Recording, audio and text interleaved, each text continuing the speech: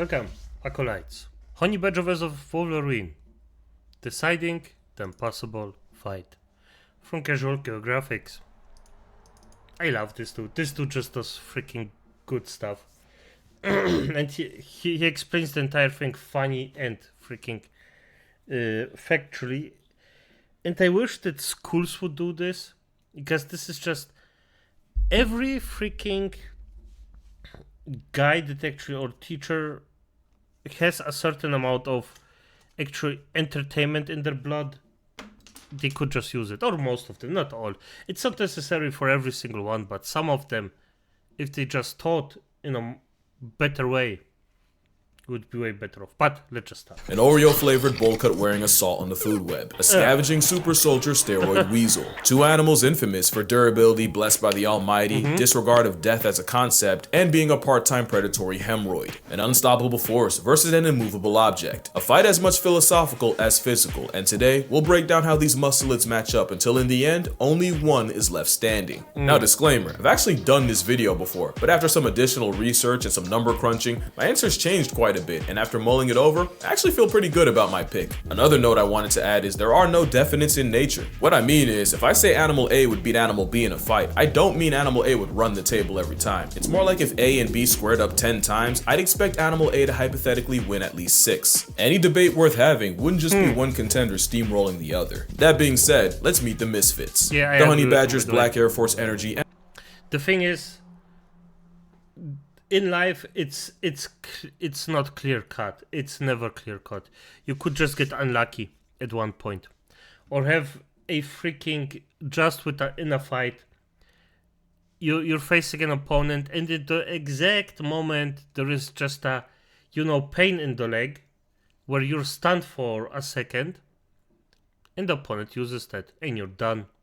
Simple as that. Emanating from an aggressive tube sock. At only about 20 to 30 pounds and a length of 22 to 30 inches, the glorified ferret is too small, too slow, and too solitary for a conventional way of life. In a world of fight or flight, the honeyhead's defining trait is not having wings, and monochrome crash outs are actually their best defense. But it's not just a bluff. The bane of bees has 1.5-inch claws, mostly for digging and breaking into hives, and jaws powerful enough to crack open a tortoise. They apparently use those jaws to castrate larger animals to bleed them to death. But if we want to be fair here, we do have to mention that the castration claim came from Kruger Park Ranger James Stevenson Hamilton in 1947 and hasn't been documented since. Either way, the real flex is that if yeah, as I said, could be pure coincidence. cockroaches had breasts, they'd probably be honey badgers. They're that hard to kill. They famously have thick 6mm skin that can tank quills, bites, bee stings, machetes, and most importantly, severe maulings from much larger predators. The rotel also has freakishly loose skin that makes it nearly impossible to pin down without it turning around and delivering punishment to the face. Additionally, they have a reversible anal pouch with a smell foul enough to gift angry bees the power of discernment, although I don't think it would affect a rampaging Wolverine. All in all, the honey badger punches way above its weight, and it needs to have a chance. The Wolverine is a travel-sized bear on bath salts and a different kind of cockroach, living on the very fringes of existence where most others could not. Wolverines weigh about 30 to 45 pounds and measure up at 28 to 42 inches, and they also have the honey badger problem of not having the bulk of a bear, the parkour prowess of a puma, or the power of friendship like wolves. They do have jaws strong enough to crush bone and chew through frozen flesh, and 4-inch semi-retractable claws, mostly for climbing, but also for running non-retractable fades. Like the honey badger, Like, come on, if something has claws, it can use them as weapons. No matter what you do, no matter what, it's just, no. If it has claws, it uses them as weapons. Don't even ask. Yes, it's just, why not?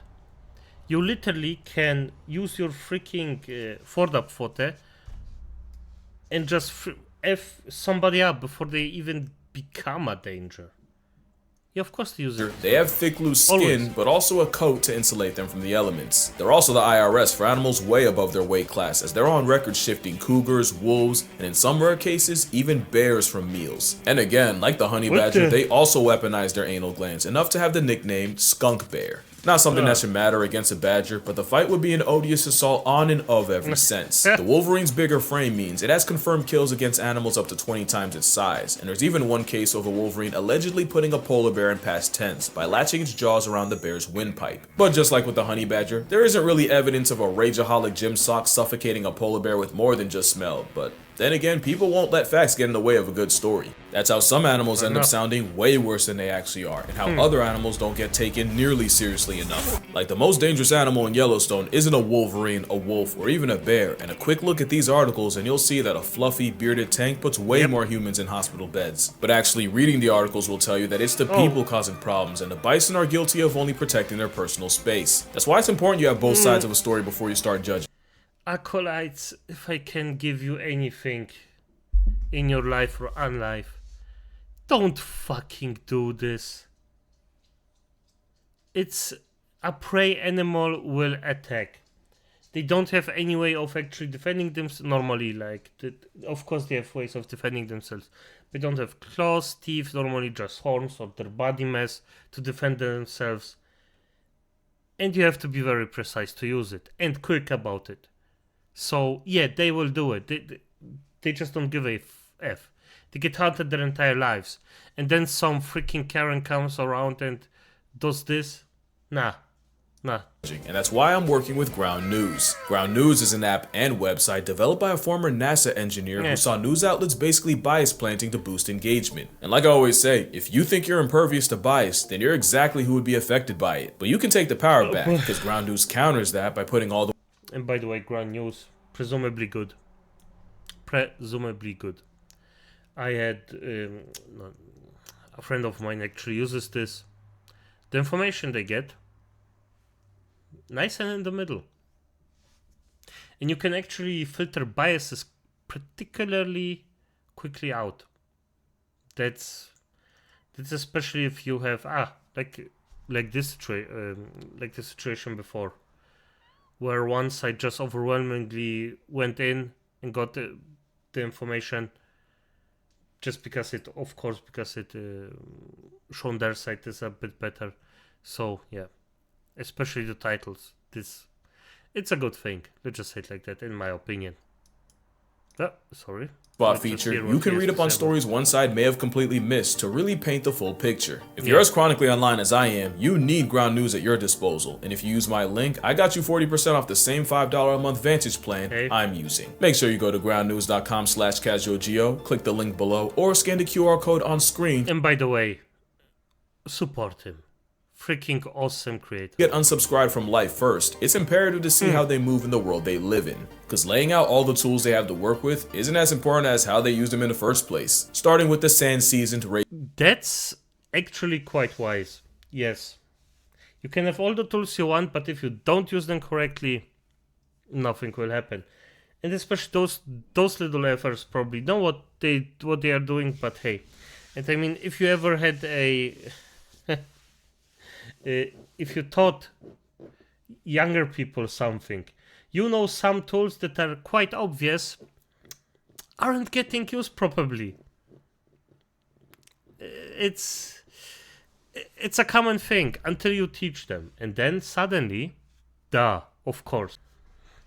Rage baiting ratel. Honey badgers have the second widest prey range of any mustelid, and most of what they find is by using their claws to dig them up. A study done in the Khalahadi Transfrontier Park found that most of what they eat are small mammals like mice and gerbils, and small reptiles like geckos and skinks. But honey badgers are also high metabolic maniacs that'll try highly venomous snakes such as puff adders and black mambas, and they'll steal larvae straight from the heart of homicidal beehives. They're so masochist coded that many believe that they're immune to venom when they're only resistant. There are cases of honey badgers being excused from the mortal roll call while eating honey because they got stung to death in the process, and getting flatlined by snakes because they kept getting bit but refused to quit. Honey badgers seem to have a severe lack of self-preservation, but it makes sense when you live in a world where running away is physically not an option. But it also means they're crazy enough to try to meal tax a leopard right in front of it. And that's cause the honey badger is a forager on steroids that doesn't pass up opportunities to eat because they virtually can't afford to. Most predators rest and chill after a big kill, but honey badger will stop only for as long as it takes to consume it, before running off to find another. This mentality also helps his furry fitted sheet not fold in the face of predators, and constantly fighting back even inches from death means even if it can be killed, it often ends up being more effort than it's worth. In a desolate landscape like the Kalahari, an overachieving weasel scrounges a living in the area code of some of the most impressive and oppressive forces of predatory nature. Wolverines are survivalists on steroids that live in some of the most unlivable places on Earth. While bears hibernate through the dead of winter, the skunk bear is still outside in avalanche country. Those claws work as crampons to let the Hulk weasel cling to the side of a cliff, and having large paws means they can run across the same deep snow other animals would sink in. Those jaws are specifically designed to tear through flesh that's frozen solid, and a wolvie will eat every part of a carcass, right down to the teeth. They even have a molar that's Oh, I didn't know that. I mean, every part of a carcass means every part. That includes the bones, the claws, the teeth, everything. That's actually, well, quite rare. Yeah, it is rare. It's not every day. Like, not a lot of animals actually eat literally everything. been rotated 90 degrees for the main purpose of cutting through ice solid meats. Also, they are the second most disrespectful creature to inclines, with number 1 going to goats. Wolverines will use mountains like we use crosswalks. It's actually why they're so impossible to keep track of. A motivated Wolverine will easily trek through 40 miles of rough, virtually inaccessible terrain in a day, and in Glacier National, there was one case of a Wolverine scaling a 5,000-foot peak in an hour and a half. And that stubbornness applies to their diet, since Wolverines often have to scavenge under the noses of apex predators. But Wolverines can kill too, and in a study, 84% of the observed Wolverines' diets included reindeer, and 28% of those were actually wiped out by Wolverines. There might not be a worse predator to have than a Wolverine, and it's because of how they hunt. Wolverines are the pioneers of one-person persistence hunting, and in one study, a Wolverine chased a caribou for a total of just under 40 miles in a hunt exceeding 6 hours. The animal, with glutton for a Latin name, will tailgate a mark until they eventually gas out. So whether it's a determined garbage disposal or a flagrantly reckless felony ferret, that's impressive. Stamina without end. Damn.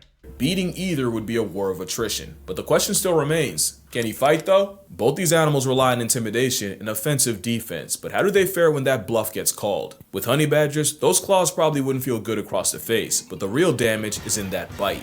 A honey badger's jaws are strong enough to pull the meat out of a carcass after other predators are done with it. They're actually built for conflict, because the badger's skull has a transverse mandibular condyle that locks into the jaw socket, creating a tight fit that secures the jaw and makes it incredibly difficult to dislodge or dislocate. That's how a honey badger maintains its dental grip on either prey or predators, no matter how hard they buck. The jaw strength is how honey badgers are documented murking goats and sheep, usually by tearing holes in their underside and disemboweling them. The honey badger will also use its nasty bite to factory reset snakes by immobilizing them with a bite to the back of the head. By essentially shanking ops with their teeth and using claws for leverage, the honey badger has scored some impressive wins against raptors like Marshall and tawny eagles, and even the African porcupine, the same one that's a lion's last resort. When honey badgers fight each other, injuries show that they go for the face, neck, and underbelly because they know that everything else is a waste of time. The honey badger is an absolute stonewall, but its size means it's realistically not killing prey bigger than a sheep, not like the Wolverine. The Wolverine is a walking vice grip capable of crippling prey. They have the same tight seal jaw mechanism that all mustelids do, and they use it by climbing on top of prey and eviscerating the neck and shoulder area. One of their favorite strats is running up on prey trapped in deep snow and essentially turning their last moments into a rodeo. Wolverines have used this to single-handedly take down Dahl's sheep, reindeer, mountain goats, elk,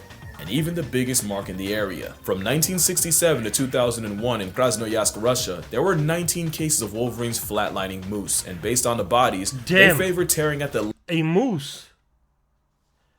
What the fuck? No, I think I'm impressed. A moose. Acolytes, a moose. You know how aggressive those fuckers are? You know how freaking gigantic those fuckers are? You know how freaking deadly those fuckers are? Damn. A moose. Legs, neck, and shoulder. Now, to be fair, the Wolverines usually went after the young, the sick, or as mentioned, those swallowed by snowdrifts, but it's still a feral ferret the size of a mid-dog, taking the life of an animal 20 times its size. Against each other, they use their hook claws to grapple and try to land their trapped jaws around the face and throat. The Wolverine has a higher power rating than a honey badger, but the honey badger has that dog in him. Even in a dying effort, honey badgers have been known to throw hands at a lion for hours. But there's another aspect we gotta look at, and this might actually be what decides it. How they match up with predators is a big factor, since in this fight they're going up against another predator. And there's no shortage of threats to a honey badger's well-being. Lions, hyenas, leopards, wild dogs, crocodiles, baboons, and pythons are all liable to catch an African aggro skunk slipping. As much as their reputation precedes them, honey badger got quite a lot to give a shit about. Even though they can live for nearly 30 years in captivity, in the wild most won't make it past 7. Honey badgers aren't the indestructible black and white badger berserkers the internet says they are. They're actually very vulnerable to predators. And it seems that the honey badger's 2 biggest threats are leopards and hyenas. As funny as it is, mature lions typically avoid them, since beefing with a malice-operated weasel when you hunt buffalo for a living is a genuine waste of time. But leopards and hyenas are more curious, and since a foot-tall badger can't outrun a hyena gang or sidestep a leopard, they literally have no other option than to fight to buy itself extra time on Earth. But ultimately, honey badgers have no shot at crippling any predator bigger than a jackal, and it becomes a losing matchup when a predator decides it does have time. It's just that the honey badger's crackhead determination means it can survive situations they have no business walking away from. Wolverines don't face the sheer volume, but they still have a familiar feline build, one of the greatest pack hunters of all time, and one of the largest land predators on Earth to deal with. Like the honey badger, the Wolverine's durability has been blown up as time's gone on. They're actually really vulnerable against wolves. They'll square up and fight the good fight, but they're as brave as they need to be until there's a tree.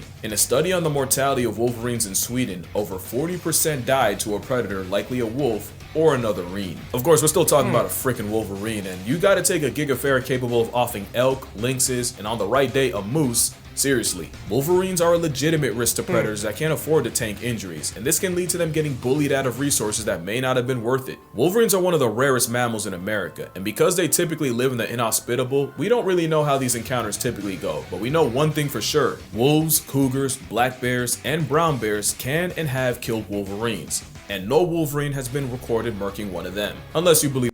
I mean, I'm gonna be honest, it doesn't make sense that it never happened. But on the other hand, the other ones are very, very good hunters, like extremely good hunters, especially the wolf. It might not be strength, but wolves are just freaking pack animals. They just go in, and even effective solo fighters. So there's that. But damn, But would I say, yeah? I mean, if they cannot, I mean, for F's sake, those fuckers went down on a moose and defeated it. That's just such a high branch mark. It's just damn. Leave the polar bear story. So now we have everything to decide who would win, but now we have to decide what winning is. Obviously, there's no question who wins in a fight to the death, but is it still a W if you can force a forfeit first? In nature, a fight to the death is rare because the injury sustained would likely life deprive both sides anyway. As much as the drama of a drawn out cinematic duel to the death would sell, getting one side to turn tail is just as valuable a win. So here, a win would mean either straight up destroying the other or successfully intimidating them. Now let's finally set the scene for the fight. It's the middle of an unbearably long dry season when a Wolverine and a honey badger run into each other at a fresh deer kill. Neither's eaten in days, and both may not eat for several more, and with these being 2 prime males, this fade might be fatal. Let's review what we got. The honey badger is arguably more durable, surviving maulings that would likely kill the Wolverine. Plus, a honey badger is liable to fight to the absolute death. But even in a fight going the distance, the biggest question remains: how does the honey badger basically beat a bigger version of itself? The Wolverine can survive one of the worst conditions of any predator, and the same jaws that can cripple a moose and allegedly a polar bear should be enough to crush the honey badger's skull. But the honey badger takes a lot to kill and will be squirming and giving it right back the whole time. For the Wolverine, the question is, if bigger predators struggle with it, how does the Wolverine expect to be any different? It's not easy, but the winner is the Wolverine. The honey badger's lipo-looking loose skin and attitude would make this a prolonged fight, but the Wolverine's jaws are capable of inflicting enough crush damage on the badger, especially if it lands a blow to the head, which they normally go for. In a fight going the distance, the Wolverine would get beaten up, but the honey badger likely wouldn't be able to get a kill on the Wolverine. But the real winner here is the Wolverine's lack of risk aversion. Even though the honey badger is more kamikaze coded, Wolverines have been known to die trying to steal a kill in front of a bear. So the chances the Wolverine backs off are lower than the Wolverine offing the badger, or even the honey badger running first. Against a similar sized African civet, the nasty honey badger is able to pin it, but ultimately the civet's able to walk away. I can't see a honey badger submitting hitting a much bigger Wolverine, but like I said, there are no definites in nature, and in a best of 10, I'd expect a Wolverine to force a submit or a retreat at least 6 times. It was close, but in a matchup like this, only one can take the W, so it's only fitting that the Wolverine already has it. But that's gonna do it for this video. Nice. Nice. Interesting. Interesting. The thing... I never thought about this combo, and I didn't see his old videos, so there's that, but... Yeah. Basically what I think most of the time, people think that just because you have rougher skin that you have basically armor, but just... It's on rare occasions actually the case. I know hippos have literal skin that's like armor, or as thick as armor basically. And also a bit harder, so there's that. Normal animals don't got this. So I think a lot of people actually just get hung on this, that it's a unpenetrable defense, but no way, Jose. That's just not how this works. But this was interesting. I actually, I mean, for F's sake, still, just learning this way is incredible. It's just freaking incredible. I love like this. People like him can actually do a lot of good by teaching other people about stuff, no matter how. And I just wish this would happen more often, but hey, it is what it is. Good night.